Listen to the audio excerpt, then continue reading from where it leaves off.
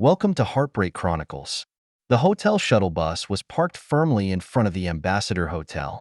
Sarah looked at the building, which looked elegant in the setting sun, and took a deep breath. 6 weeks is a long time. Not too long, not too short, but for her, this journey of medical assistance in Colombia took an unpredictable turn in the trajectory of her life. The rest of the medical team chose to go straight home, but Sarah insisted on reuniting with Andrew at this upscale hotel. It's a place they used to come on dates when they were younger, and she hopes the familiarity of the place will help them rediscover that touch. Despite Andrew's unusual display of anger during that phone call, Sarah still believes that their relationship can begin again.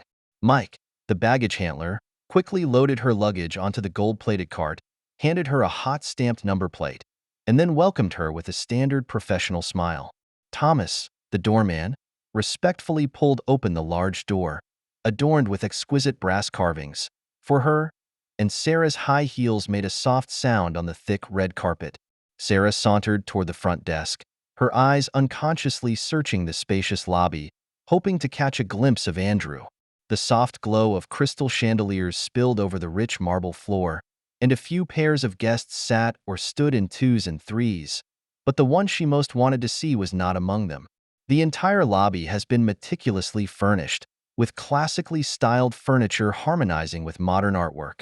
Sarah's eyes skimmed over the velvet-covered upholstered sofas and armchairs, each of which could have been where Andrew had chosen to wait, but he really wasn't here. It sent a wave of loss through her, but then she reassured herself that maybe he was just still on his way. After all, there had been no real communication between them since that phone call. It was a phone call that still makes Sarah uneasy when she thinks about it. She was lying in a king-size bed in a luxury hotel somewhere in Colombia with her doctor, Jack, when Andrew's unexpected phone call interrupted their warmth. She remembered vividly the suppressed anger in Andrew's voice, the kind of tone she'd never heard from the always mild-mannered man. But Sarah believes that giving Andrew a marriage vacation was a wise choice. The idea is not entirely unfounded. She knows that her neighbor Rachel is a stunning stunner, and both she and her husband Vincent are veteran swappers. Every time Rachel jogs around the neighborhood in her tight workout clothes, the men on the block sneak a few extra glances. Sarah had also noticed the naked longing in Rachel's eyes when she looked at Andrew, especially at the community pool party, where Rachel always, if anything, showed Andrew her perfect body. Sarah thinks Rachel is exactly the type Andrew needs: sexy, open, and a little mysterious. That 6 weeks should be enough time for Andrew to have a good time. She'd even imagined Andrew and Rachel in bed, and while the idea made her a little jealous, it was more of a strange feeling of arousal. By the time she sat on the return flight, Sarah had made up her mind to end her relationship with Jack. She had to admit that Jack did seem attractive at first. As a surgeon, he has a mesmerizing confidence and professional aura. The spark between them began with a late-night post-surgery coffee and then quickly grew into a passionate affair. But over time, his arrogance and rudeness wear on her. Especially after learning of her relationship with Andrew, Jack seems extra keen to belittle her husband, which makes her uncomfortable. Whose do you like better? Mine or your loser husband's gadgets? Whenever Jack asked that, Sarah would defy him to give the answer he wanted to hear. Such words against her conscience would at first give her some sort of forbidden thrill, but later only disgust. When she pleads with Jack not to insult Andrew like that, instead of restraining himself, he intensifies. He started forcing her to say derogatory things about Andrew during sex, even suggesting that Andrew should be their sex slave. Jack seemed to derive a special pleasure from this mind control, while Sarah increasingly felt her dignity slipping away a little. In her final weeks on Medicaid, Sarah finds herself beginning to loathe every contact with Jack. His professionalism and authority in the operating room no longer fascinated her. Instead, it felt like a false mask. Jack's arrogant attitude toward his patients and nurses also showed her what the man was all about. Sex between them becomes mechanical and cold, and Sarah often has to fake an orgasm to get by. While waiting to board a plane at the Bogota airport, Sarah finally works up the courage to tell Jack that she wants to end the relationship. She says she wants to get back to Andrew and focus on her marriage. Jack's reaction, however, was unexpected. He just shrugged carelessly and said, "You do make a good bedmate." but I'm tired of playing with you. Separation is good for both of us. Have fun with your poor husband." When he finished, he switched seats with his coworker, Linda, as if the 6 weeks of passion between them had never existed. This indifference leaves Sarah feeling both hurt and relieved. Looking back now, she couldn't believe she'd been mesmerized by Jack for so long. He's simply a narcissistic asshole who only uses others to feed his own vanity. Of course, the experience also made her appreciate Andrew's goodness even more. Jack may have been a good lover on a technical level, but there was never a real bond between them. Sarah feels a deep sense of shame whenever Jack tries to push her boundaries and make her do things she's never done to Andrew. Sarah believes Andrew will forgive her. After all, they have lived together for over 20 years. Although he was angry during the phone call, she felt that she had given him a marital vacation, so that he could experience a new relationship and so that he could understand and accept what she was doing. And with their kids having left for college, being empty nesters allows them more time to recultivate their relationship. She's already figured out how she's going to rebuild their relationship, apologize, then slowly show sincerity to change. She was looking forward to seeing Andrew in the lobby, like she had when they were young and dating. She was even imagining a reunion. Maybe a hug, maybe a little chastisement, but eventually they would surely get back together. However, at this point, Sarah doesn't know that the reunion she was hoping for will never happen. She's still fantasizing about reconnecting with Andrew, unaware that fate has a cruel surprise in store for her. The moment she stepped into this luxury hotel, her life was headed for an irreversible turning point. "Welcome to the Ambassador Hotel." The elegant welcome from the front desk snapped Sarah out of her thoughts. "May I ask if you are checking in?" "Welcome to the Ambassador Hotel." William, the front desk clerk, flashed his standard professional smile, a gold name tag pinned to his neat suit. "May I ask if you are checking in?" "Yes." Sarah adjusted her posture with a polite smile. "There should be a reservation for Sarah Mitchell." William elegantly tapped on the computer keyboard. "Yes, ma'am. I see your reservation here. One night in a deluxe city view room. Is that correct?" "Exactly." Sarah nodded slightly. She had purposely chosen a room with the best view, hoping to enjoy the city at night with Andrew, as they used to do when they were younger. "Yes. May I ask how you would like to pay for your room?" William inquired politely. Sarah took her Visa credit card out of her delicate purse. "Just pay with this card." Her mind was already picturing her reunion with Andrew later, and she didn't even notice William's slightly confused expression as he swiped his card. "I'm sorry, ma'am." William's voice interrupted her reverie. "This card appears to have been declined. Would it be convenient for you to try another card?" Sarah froze. This card has a high limit and has never had a denial. During her time in Colombia, she hardly ever used her credit card. All expenses for the medical team were covered by the organization, while private purchases were paid for by Jack. A twinge of discomfort flushed through her at the thought of Jack, and she hurriedly shook the thought away. "Okay, then try with this one." Sarah pulled out her Discover card. It's her and Andrew's co-branded card, so there shouldn't be a problem. However, when William tries to swipe his card again, the system once again shows that the transaction was declined. A sense of foreboding began to creep into Sarah's mind. She noticed a young couple already waiting to check in behind her, and they looked a little impatient. The way the young lady held her husband's hand and snuggled intimately sent a tingle down Sarah's spine.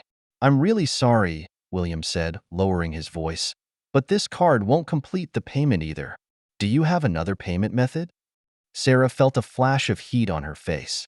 In her memory, she had never been in such an awkward situation at such a high-class occasion. "These are the only 2 cards I have with me," she said, trying to keep her composure. "Probably because I've just come back from abroad and there's some kind of problem at the bank. Let me make a call and ask my husband." She walked to a corner of the lobby and found a comfortable armchair to sit in. This was supposed to be a perfect reunion, she mused in her mind. Mike, the baggage handler, remained standing a short distance away, patiently waiting for her instructions. Sarah noticed that the young couple had checked in without incident and were following another baggage handler to the elevator. Sarah opened her handbag and rummaged for her cell phone. For the past 6 weeks, the phone has been used primarily to contact Jack or to send Andrew the occasional sightseeing photo. Whenever she posts photos, She deliberately avoids those private moments with Jack, choosing only landscape photos or group photos of the medical team. When she found her cell phone, she remembered that it had been turned off on the plane. After witnessing the chaotic scene at the airport where Penny was served with divorce papers, she'd been so busy comforting Penny that she'd forgotten to reboot. Sarah's heart tightened again at the thought of what had happened to Penny. She remembered the cold look on the delivery man's face as he held the papers, and the way Penny broke down when she took them. No, Andrew wouldn't do that to me. Sarah reassured herself mentally. While they do have issues with each other, a relationship of over 20 years doesn't just fall apart. Besides, she had decided to start over. Let what happened to Jack go, forgotten like a nightmare. It takes a little while for the phone to connect to the network after it is turned on.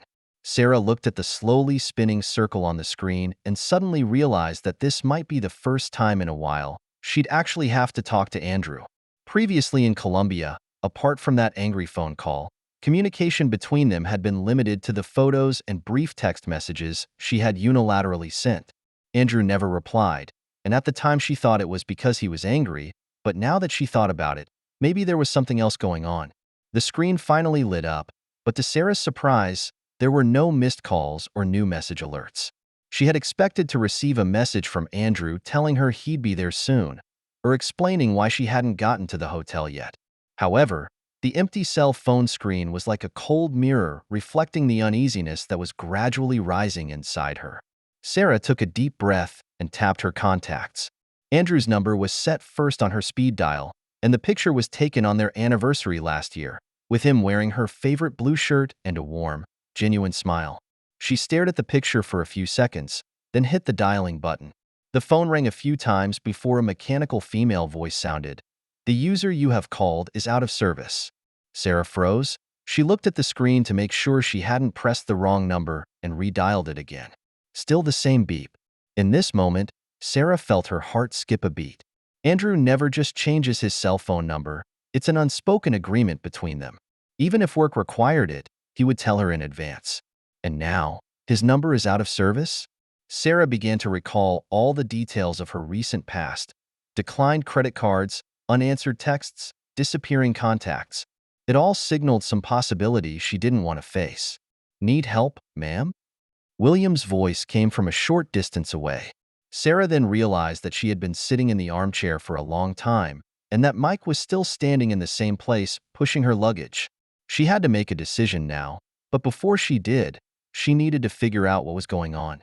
Just then she noticed a man in a suit walking towards her. The man looked familiar, not a member of the hotel staff, but his gaze was clearly directed at her. Sarah's heartbeat suddenly quickened. The man in the suit walked nonchalantly down the heavily carpeted passageway to Sarah. He looked to be in his early 40s, tall and serious-faced. His dark gray tailored suit immaculately tailored, and he held a large manila paper envelope in his hand. The scene reminds Sarah of a scene that happened at the airport a few hours ago, when Penny was served with divorce papers. Her heart began to beat faster, and fine beads of sweat oozed from her palms.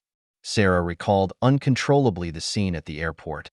Penny was waiting to claim her luggage when the young woman in the professional suit appeared out of nowhere and asked coldly, "May I ask if you are Ms. Penny Thompson?" And then the dreaded, "You've been summoned," came right out. Sarah remembers the way the blood instantly faded from Penny's face as she took the envelope, and the delivery man immediately pulled out his cell phone and indifferently snapped a picture of Penny holding the document like he was completing some sort of to-do list. But the demeanor of the man in front of her confused her. He didn't walk with the same aggressive urgency as the delivery man at the airport, but maintained an almost graceful ease. When he spoke, his tone was also surprisingly calm. "May I ask if you are Ms. Sarah Mitchell?" "Yes, I am." Sarah tried to make her voice sound smooth as she scrutinized the man's every move. He didn't rush to stuff the envelope over like he did with Penny, nor was he ready to take pictures, nor did he read any legal papers. This relaxed her a little, but deep down the uneasiness grew stronger. "Hello, Mrs. Mitchell." The man said courteously, "Your husband Andrew asked me to give you this." He handed the envelope over, his movements subdued. "Have a nice day." When he finished, he turned to leave without even a single motion to ask for a signature. Sarah stared at the envelope in her hand, momentarily in a daze. This envelope is thick, but not heavy in weight. Unlike the envelope Penny received with the court seal and the words legal document, this envelope looks more like an ordinary business letter. There are no official markings and no law firm letterhead. The crystal chandelier in the lobby still shines softly. The mahogany siding glows with a warm color in the light, and the faint scent of lilies on the flower arrangement table wafts through the air. Everything was so elegant and calm, as if it were just an ordinary afternoon. But Sarah felt as if she was in a vacuum, and all the sounds and sights around her became distant and blurred. Her fingers unconsciously rubbed the edge of the envelope, hesitating to open it. Maybe Andrew arranged the surprise? Sarah tried to convince herself. Maybe he booked another hotel and this is new room information? After all, if it was divorce papers, the person would have announced you've been subpoenaed, as formally as he did with Penny. And it's entirely possible that Andrew knew she was coming to this hotel as part of his elaborate reunion ritual. But again, the fact that her credit card was declined and her phone was out of service prevented her from fully convincing herself. Every detail reminded her that things might not be as simple as she thought. Sarah couldn't help but think of what had happened to Penny again, of that afternoon at the airport when she had broken down. The scene was vivid in my mind. Penny opened the envelope with a shaking hand, and tears instantly blurred her eyes. It was as if the surrounding crowd had frozen. Everyone was looking at the woman who had suddenly broken down. There were sideways glances, whispers, and people pretending to be oblivious. Sarah remembers how she hugged Penny and whispered reassuringly, "Don't worry, maybe Josh will forgive you. Maybe you guys still have a chance." But she knew in her heart that it was just a well-intentioned lie. Josh is a man who places an extreme value on fidelity, and in his values, betrayal in marriage is unforgivable. Now that I think about it, isn't Andrew one of those people? Throughout their 20-plus years of marriage, Andrew has emphasized the importance of fidelity. Didn't his angry tone on that phone call make that clear? Sarah's fingers trembled as she touched the envelope's closure. She suddenly realized that she was in a completely different mood at the moment than when she was waiting for security at the Bogota airport. At the time, she had just ended her relationship with Jack and was imagining a reunion with Andrew with great anticipation. She thought she had made the right choice, thought everything would be back on track. But now, this seemingly ordinary envelope could hold the contents that would change her life forever. William was still waiting patiently at the front desk for her response, looking politely this way every now and then. Mike, on the other hand, pushed the cart full of her luggage and stood still like a statue. Sarah knew she had to make a decision soon, but at the moment all she wanted to do was find a quiet place and see what was in the envelope first. "Could I trouble you for a moment?" Sarah said to William, trying to sound composed. "I need to see this file." "Of course, ma'am." William gave an understanding smile. "You can wait a little in the lounge area over there. It's quieter. And if you need any help, feel free to call on me." Sarah nodded gratefully and walked in the direction William had indicated. There were a couple of elegant single sofas there, the dark brown leather fabric oozing understated luxury. The sofas are just the right distance apart to ensure privacy without looking too remote. She chose a couch with her back to the lobby entrance, so she wouldn't have to worry about anyone seeing her expression. After sitting down, Sarah hesitated for a few more minutes.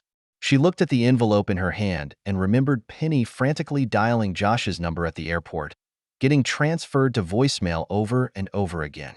"He wouldn't even give me a chance to hear me explain," sobbed Penny at the time. And that was the end of the 20-year relationship? How is Sarah, now, not facing the same situation? Taking a deep breath, Sarah finally made up her mind to open the envelope. She carefully tore open the seal for fear of damaging the contents. When she reached her hand in, the first thing she touched was a printed letter with what appeared to be a smaller envelope on the back. For the past 6 weeks, she had felt in control. She could have Jack's excitement and Andrew's loyalty at the same time. She could balance her betrayal by granting Andrew a marital vacation. And she could even end her relationship with Jack at any time and go back to the comfort of married life. But now, looking at the envelope in her hand, Sarah felt for the first time the fear of losing control. She thought about all the texts Andrew never replied to, all the photos of sightseeing she'd deliberately chosen, all the excuses she'd thought Andrew would understand. Maybe everything was irreparable from that angry phone call. Maybe she'd been naive all along, thinking she could easily move between the two worlds. The hustle and bustle of the hotel lobby seemed to be getting farther and farther away, and Sarah felt as if she were trapped in a transparent bubble. She looked at the envelope in her hand as if it were a container for Pandora's box. She knew that once she opened it, everything she had carefully constructed might fall apart. But she has no choice but to face reality. At least it's better than Penny's situation. Sarah tried to console herself with self-deprecation. No one is waiting with a camera to take a picture of my mess. She laughed bitterly and finally mustered the courage to draw out the letter. Neatly folded paper with neat handwriting printed on it. Sarah's hands shook slightly, and she had to lay the letter flat on her lap to read the contents. As soon as her eyes landed on the first line, she knew that all her previous hopes had been in vain. The man she had loved for over 20 years was telling her in the calmest way possible that her betrayal had ruined everything. The letter begins simply, but the words are like knives. Sarah, I'm no coward, but as a man and as your husband, your wanton trampling of our marriage has completely broken my heart. Sarah, I'm not a coward, but as a man and as your husband, your wanton trampling of our marriage completely breaks my heart. Sarah's fingers brushed over the cold words, and she could feel Andrew's suppressed anger between the lines. The calm tone was rather more intimidating than the growl, because she knew that it meant Andrew had calmed down completely and wasn't acting on the spur of the moment. You seem to have found the perfect excuse for your behavior by assuming that I had an affair with Emma while I was in Iraq. Let me clarify that this was not the case. I will admit that on one occasion we did do something inappropriate, but that was after a mind-blowing encounter. Sarah's eyes lingered on the text for a long time. Emma, that excuse she'd been using to excuse herself. Every time her conscience got the better of her, she told herself that Andrew wasn't entirely loyal. But now that excuse is being completely crushed. That day, our convoy was raided by insurgents. Both Emma and I were nearly killed, unlike some of our other unfortunate comrades. Bullets swept over our armored vehicles, and the smell of gunpowder and blood filled the air. It was a fear you could never imagine. After returning to base at the end of the mission, I escorted Emma back to her barracks. Just as I was about to leave, she suddenly broke down and hugged me tightly, crying. At that moment, we were both overwhelmed by the celebration of coming back from the dead and the grief of losing a comrade. Yes, we did kiss. In that extreme emotion, we embraced like two teenagers overwhelmed by lust. But for the record, we did not have a substantial relationship. This unfortunate accident occurred at an extremely traumatic time, quite unlike those cheating affairs you orchestrate. This was not an elaborate betrayal, but a moment of vulnerability after a life and death test. Sarah felt a stabbing pain in her chest. She remembered the mental relief she'd gotten over the years every time she'd used the Emma thing to excuse herself, but now it seems that those were all lies she wove for herself. Her relationship with Jack was a premeditated betrayal from the beginning. I would like to state for the record that you are the only woman I have ever had an intimate relationship with in the 20 years since we have been married. I'm sure you can't make the same statement. Besides Jack, I know about another affair you had while I was stationed in Korea. You think I don't know about it, but the truth always surfaces. Sarah's hands began to shake uncontrollably. It was a secret she thought would never be discovered, a past buried deep in the dust of time. She never thought Andrew would know about it. I've been told that you often show up in the parking lot of the Red Roof and across the street from the hospital a few hours before work. I know a lot of employees park there because of the hospital construction. But why do you arrive so far in advance? That question bothered me for a long time until I decided to hire a private investigator to look into the matter. Although I wasn't able to identify the man, you and I both knew in our hearts what had happened. During that time, you were always distracted, always saying you had to go to the hospital early to prepare for work. Now that I think about it, how ridiculous those excuses were. As she read, Sarah felt a blackout before her eyes. It was one of the weakest times of her life. Andrew was far away in Korea, and the hospital was visited by a very charismatic visiting specialist. But that relationship came and went so quickly that she thought the secret would never be discovered. For some stupid reason, I chose to forgive that betrayal. I told myself that maybe it was because I was away for a long time and you needed someone to fulfill your needs. And you were really careful to never flaunt that relationship in front of people. And you ended that relationship immediately upon my return. No more early trips to the parking lot. I convinced myself it was just a mistake, a transgression committed out of loneliness. How ridiculous that I actually made excuses for you. Sarah closed her eyes as tears slid silently down her face. She remembers that time, remembers the guilt, and how she vowed never to betray Andrew again after he returned. But now it seems how hypocritical those vows were. She had betrayed him in the end, and in an even more reckless way. From your letter, I understand that you have unilaterally changed the nature of our relationship. In your rules, a spouse is free to have sex with another person without even obtaining the prior consent of the other person. What a marvelous idea. This enlightened idea is truly refreshing. You even thoughtfully arranged a new sexual partner for me. How thoughtful. Andrew's sarcasm put Sarah on pins and needles.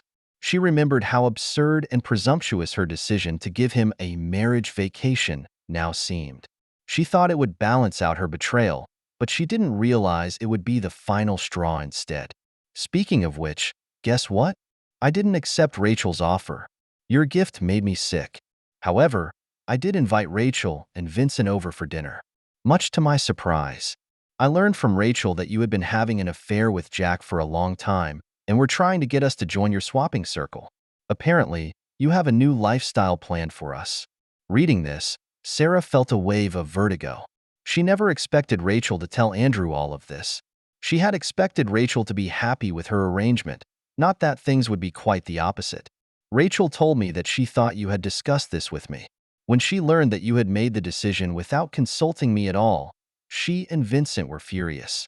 They said that cheating is not the norm in an open marriage, and that if you want that lifestyle, the first principle is to be completely honest with your spouse. It seems you didn't even understand the basic player's code. They are very disappointed in your behavior and think you have tainted their lifestyle. Sarah felt a wave of dizziness.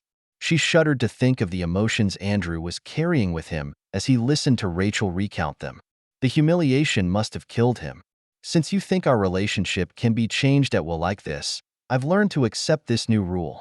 This unilateral decision does feel good. It's reassuring to know that you're in a dangerous place like Colombia with the amazing Dr. Jack looking after you. For your safety, I feel the need to cancel all of our joint credit cards so that no one takes advantage of you. Sarah then realized why her credit card had been declined. She continued to read on as her heart began to race. She had a feeling what was coming next would be even more disturbing. Remember when we went to a lawyer to plan our estate a few years ago and signed powers of attorney along the way? I had almost forgotten about it until I was looking through my files and realized those powers of attorney were still valid. What a timely discovery. After that delightful phone conversation with you, I decided to change the beneficiary of my life insurance policy, replacing your name with the children. I used the power of attorney you signed, just once. After I used it, I destroyed both authorizations so they could not be abused again. You know what? I need this power of attorney for the property and car we own together. It's a great feeling to make these unilateral decisions, and I can see why you're addicted. Sarah's hands began to shake so violently that she couldn't even hold the letterhead. She realized what Andrew had done. He's not only destroying their marriage, he's destroying her entire life. Remember that young couple Robert and Hannah? They always loved our house as their family was expanding. Guess who now lives in our old house? They couldn't be happier. I told them you were out of the country on a business trip, so you couldn't attend the closing ceremony or express your blessings in person. You could have visited, and I'm sure they would have appreciated it. After all, there are so many wonderful memories there. Sarah feels like it's getting hard to breathe. It was the home they had lived in for over 20 years and held countless memories. Now, everything is different. As for the car, it was even easier. I got a couple of used car dealerships to compare prices, and they all paid cash and said my car was a good deal. I thought it was a good deal. Anyway, you have a doctor boyfriend now, so I'm sure you won't be short of transportation. Every word was like a sharp knife, piercing deep into Sarah's heart. Andrew's calm tone hid a bitter hatred. But what scared her more was yet to come. I got a new cell phone number and carrier and canceled my old number as well. To be honest, I can't quite remember what the new number is, so maybe I'll let you know someday when I remember. You'll be happy to know that I've decided not to divorce you. I have no interest in remarrying, but I did use some of the money from the sale of my house and car to do something interesting. I hired private investigators to follow you and that amazing doctor. Maybe they should rename the program Doctors Without Morals? Speaking of which, I really didn't think you'd be playing around. I hope you gargled. Those pictures made me blush just looking at them. Sarah's face instantly turned pale. She remembered the things she had done with Jack, the things she had never done to Andrew. Turns out everything was recorded. I felt I couldn't be the only one who knew about these wonderful things you were doing, so I shared the private investigator's report and photos with the hospital's personnel department. Last Friday, while you and Jack were still airborne, I met with Miss Catherine, the personnel manager. She had a great reaction to my story. It looks like you're going to have fun at work on Monday. Sarah feels like the whole world is falling apart. Andrew not only destroyed their marriage and joint property, but also her career. Her hand dropped feebly, and the letterhead fluttered gently to the carpet. The light from the crystal chandelier seemed so blinding at the moment that she felt like she was standing on the edge of an abyss. Sarah's trembling hands picked the fallen letterhead back up, and she realized there were contents on the back. Despite being nearly broken inside, she forced herself to keep reading. She had to know what other surprises Andrew had in store for her. I have spoken with Catherine, the letter continued, and will have the photos and the investigation report delivered to her office on Monday morning. I have also prepared an agreement that I will agree to waive my right to sue the hospital as long as the hospital agrees to fire you and Jack for violating the ethics clause and not to provide you with any more references. Catherine sounded very interested in the offer. After all, no one wants the hospital's reputation tarnished. Sarah felt a blur before her eyes and tears welled up uncontrollably. Her career was about to come to a screeching halt on Monday, and she was to blame. She continued to read on, each word like a hammer blow. I've sent those photos to our friends, family, and coworkers. I felt they had a right to know why I was taking an extended solo trip. I picked out some particularly great photos and sent them to every email address in our address book. Don't worry, I've included you on the CC list so you can see what I've shared the next time you log into your email. Sarah's mind went blank. She thought of all the people she knew. Their children, her parents, their mutual friends, neighbors. Now they all received those photos. She couldn't even begin to imagine what those pictures were of. Speaking of traveling, Andrew's letter continues, I've always wanted to travel around this great country and see every corner of the land before becoming too old. Since we are now in an open relationship, I think it's time to realize that dream. I'm planning an RV trip that will last at least a year, maybe longer. After all, there are so many places to explore. Don't bother trying to find me. I rented the RV from an old war buddy, so you won't be able to find out any vehicle registration information. It didn't seem necessary to tell you about the itinerary ahead of time, and remember that when you were in Colombia, it seemed like I was disturbing you guys by calling. I don't want to make the same mistake again. Sarah remembered the phone call when she was with Jack, how she wished she could turn back time and make her choices again. Speaking of preparation, you should really see how I streamlined my packing. I only took the bare necessities. As for the rest of the stuff, I don't think you'll mind if I get rid of it, will you? I was going to ask you if there was anything you wanted to leave behind, but when I thought about how impatient you acted with my interruptions back in Colombia, I decided to make up my own mind. I sold all my furniture and got rid of my tools. I donated all your clothes to charity. As for the memories we shared, like the wedding photos, your wedding dress, and other pictures, I decided to have a farewell ceremony. Had a small bonfire in the backyard and burned all of these. Funny enough, the smoke from the burning photos was so loud that Bill from next door came running to see if something was wrong. Sarah felt suffocated. More than 20 years of shared memories were reduced to ashes. She remembers the wedding dress and remembers their wedding picture. Andrew looked so handsome that day, and she was so happy. Now, they were only memories in her mind. Don't worry, I've left the kids with pictures of them growing up. I've told them about you and my plans to go on a long trip. They are sad, but they all understand my decision. They promised I'd keep in touch often, and I'll send them pictures of my travels and recent news, provided they don't give you my new number. Speaking of keeping in touch, Andrew's sarcasm was becoming more pronounced. I promised the boys I'll call you as often as you did when you were in Colombia. Let's see. What was that number again? Oh yeah, it's 0. Sarah's tears had completely blurred her vision. Her children know everything and have clearly chosen to side with Andrew. She couldn't even blame them because it was entirely her own doing. It's such a nice feeling of freedom, isn't it? Traveling surely costs a lot of money, so I put away money for the house and the car. I also emptied our bank account and took out my retirement money. I know there's a penalty for early withdrawal, but it's a price worth paying for this trip. Don't worry, I didn't touch your retirement accounts. Those are reserved for you. This open relationship is a real eye-opener. If you're bored and want to end it for good, I totally understand. Maybe you want to marry the amazing Dr. Jack? Suit yourself. You can sue for divorce on the grounds of desertion. After all, I do have to go away for at least a year. I won't object and I won't change the grounds to adultery. I've got everything I need, 2 wonderful children, some great memories, and a travel fund. Of course, I still have electronic copies of the photos taken by those private investigators in Colombia. But don't worry, I've shared them with my family and friends so they won't think I'm leaving for no reason. I've purposely selected some great photos to make sure everyone understands what's going on. Sarah felt like she was falling into a bottomless pit. Andrew not only destroyed her marriage, but also her career, her reputation, and even her relationship with her children. And she was to blame for all of this.